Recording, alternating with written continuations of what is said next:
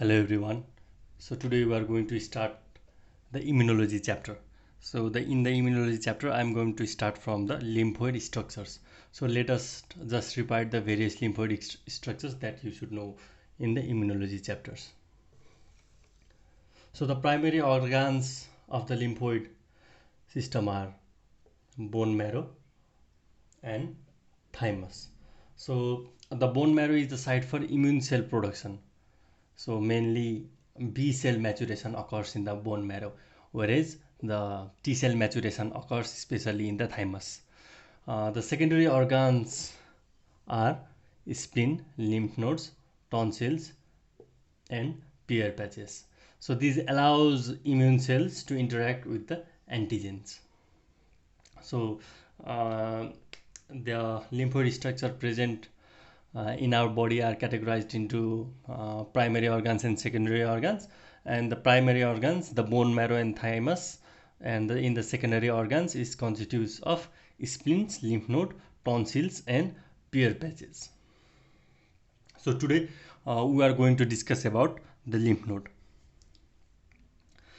So the lymph node are kidney-shaped structure measuring from a millimeter to 1 or 2 centimeters. So the lymph node serves as a filter of lymph and hence are placed in the pathway of lymphatic vessels. So several efferent lymphatic vessels insert the lymph node at its concave surface at a single lymph vessel slips through the hilus at efferent vessels. So the hilus is also source for entry and exit of the blood vessels and nerve, as you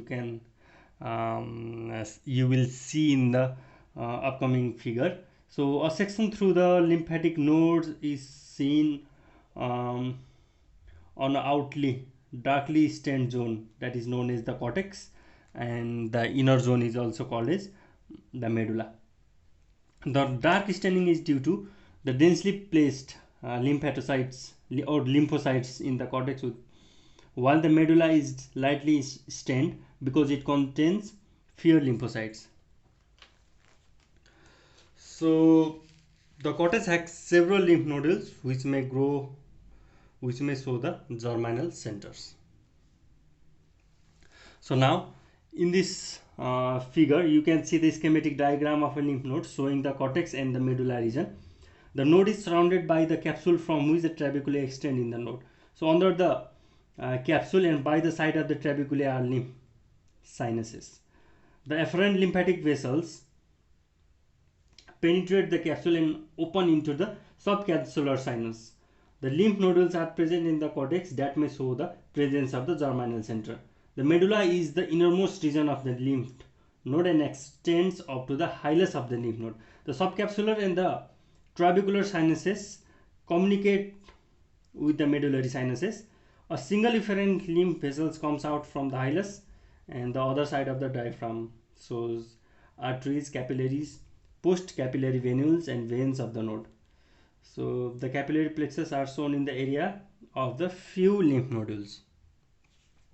And here you can see the histological diagram of the section lymph node. So it is divided into outer cortex and the inner medulla. So the section of the lymph node is showing the darkly stained cortex and the lighter stained medulla. The cortex contains several lymphatic follicles, also known as the nodules, lymphatic nodules, beneath the capsule. The medulla consists of the branching anastomosis cord. So you can see the several nodules below the capsule and has the branching and anastomosing cords. So as I have already told you that the lymph node is a secondary lymphoid organ and has many efferent or one or more efferent.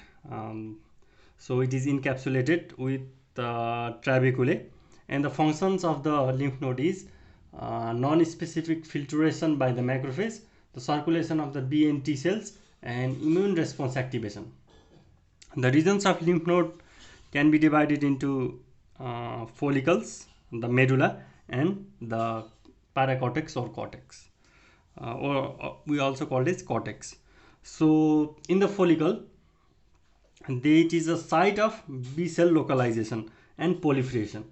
So in the outer cortex, the primary follicles are dense and quiescent, while the secondary follicles have pale centrodermal centers and are active. So in the medulla region, the medulla consists of the medullary cords. The medullary cords are closely packed lymphocyte and plasma cells. And medullary sinuses. The medullary sinuses communicate with efferent lymphatics and contain reticular cells and macrophages. Whereas the paracortex contains the T cells. So the region of the cortex between follicle and medulla is known as the paracortex, and it contains high endothelial venules through which the T and B cell enter from the blood.